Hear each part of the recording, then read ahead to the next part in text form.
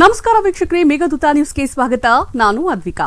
ತರೀಕೆರೆ ಪುರಸಭೆಗೆ ನೂತನ ಅಧ್ಯಕ್ಷ ಉಪಾಧ್ಯಕ್ಷರ ಅವಿರೋಧ ಆಯ್ಕೆ. ತರೀಕೆರೆ ಪುರಸಭೆ ಅಧ್ಯಕ್ಷರಾಗಿ ಕಾಂಗ್ರೆಸ್ ಪಕ್ಷದ ವಸಂತ್ ಕುಮಾರ್, ಉಪಾಧ್ಯಕ್ಷರಾಗಿ ಗಿರಿಜಾ ವರ್ಮಾ, ಪ್ರಕಾಶ್ ಅವಿರೋಧವಾಗಿ ಆಯ್ಕೆಯಾದರು.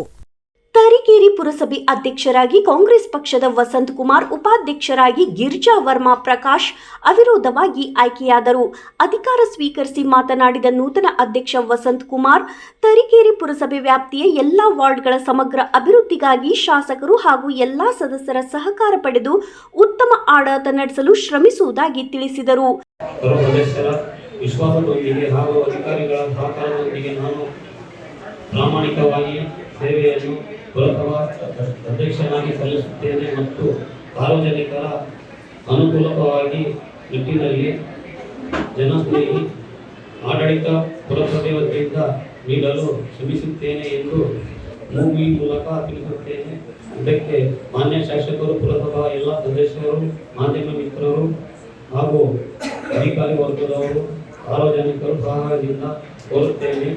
ಎಲ್ಲರಿಗೂ ಧನ್ಯವಾದಗಳು. ಶಾಸಕ ಜಿಎಚ್ ಶ್ರೀನಿವಾಸ್ ಮಾತನಾಡಿ, ನೂತನವಾಗಿ ಆಯ್ಕೆಯಾದ ಅಧ್ಯಕ್ಷ ಉಪಾಧ್ಯಕ್ಷರು ಜನರ ಸಮಸ್ಯೆಗಳನ್ನು ಅರಿತು ಪಟ್ಟಣದ ಅಭಿವೃದ್ಧಿ ಮತ್ತು ಸ್ವಚ್ಛತೆಗೆ ಗಮನ ಹರಿಸಬೇಕು. ಪಟ್ಟಣದ ಅಭಿವೃದ್ಧಿಗೆ ಸರ್ಕಾರದಿಂದ 30 ಕೋಟಿ ಅನುದಾನ ಬಿಡುಗಡೆಯಾಗಿದ್ದು, ಮಳೆಗಾಲ ಮುಗಿದ ತಕ್ಷಣ ಕಾಮಗಾರಿ ಪ್ರಾರಂಭಿಸಲಾಗುವುದು ಎಂದರು. ಕಾರ್ಯಕ್ರಮದಲ್ಲಿ ಬ್ಲಾಕ್ ಕಾಂಗ್ರೆಸ್ ಅಧ್ಯಕ್ಷ ಎಚ್ಯು ಫಾರೂಕ್ ಮಾತನಾಡಿದರು. ನಗರಾಧ್ಯಕ್ಷ ಪ್ರಕಾಶ್ ವರ್ಮಾ, ಪುರಸಭಾ ಸದಸ್ಯರು, ನಾಮಿನಿ ಸದಸ್ಯರು ಹಾಗೂ ವಿವಿಧ ಸಂಘ ಸಂಸ್ಥೆಗಳ ಮುಖಂಡರು ಉಪಸ್ಥಿತರಿದ್ದು ಅಭಿನಂದಿಸಿದರು. ಅಂತರದಲ್ಲಿ ಸ್ವತಂತ್ರದ ನಂತರ ಶೆಡ್ಯೂಲ್ ಕಾಸ್ಟ್ ಶೆಡ್ಯೂಲ್ ಟ್ರೈಬ್ ಅವರು ಅಧ್ಯಕ್ಷರಾಗ್ತಕ್ಕಂಥ ಒಂದು ವಿಶೇಷ. ಇದುವರೆಗೂ ನಮ್ಮ ಪುರಸಭೆಯ ಇತಿಹಾಸದಲ್ಲಿ ಒಂದು ಪ್ರಥಮವಾಗಿ ಕುಮಾರ್ ಅವರು ಅಧ್ಯಕ್ಷ ವಹಿಸಿದರೆ ಅವರು ದೇವರ ಆಶೀರ್ವಾದ ಅಂತ ನಾನು ಅಭಿಪ್ರಾಯಿಸುತ್ತೇನೆ.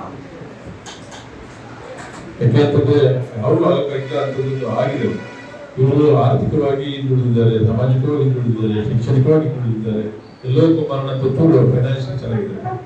ಉಳಿದರೆಲ್ಲ ತುಂಬಾ ಬಡವರು. ತರೀಕೆರೆ ಕ್ಷೇತ್ರದಲ್ಲಿ ಇರತಕ್ಕಂಥವೆಲ್ಲ ಬಡವರೇ ಜಾಸ್ತಿ. ಅಧ್ಯಕ್ಷರಾಗ್ತದೆ, ಅವರಿಗೆ ವಿಶೇಷವಾಗಿ ಅಭಿನಂದನೆ ಸಲ್ಲಿಸುತ್ತೇನೆ. ಇದಾಗಿತ್ತು ಇವತ್ತಿನ ಮೇಘದೂತ ನ್ಯೂಸ್. ನಮಸ್ತೆ.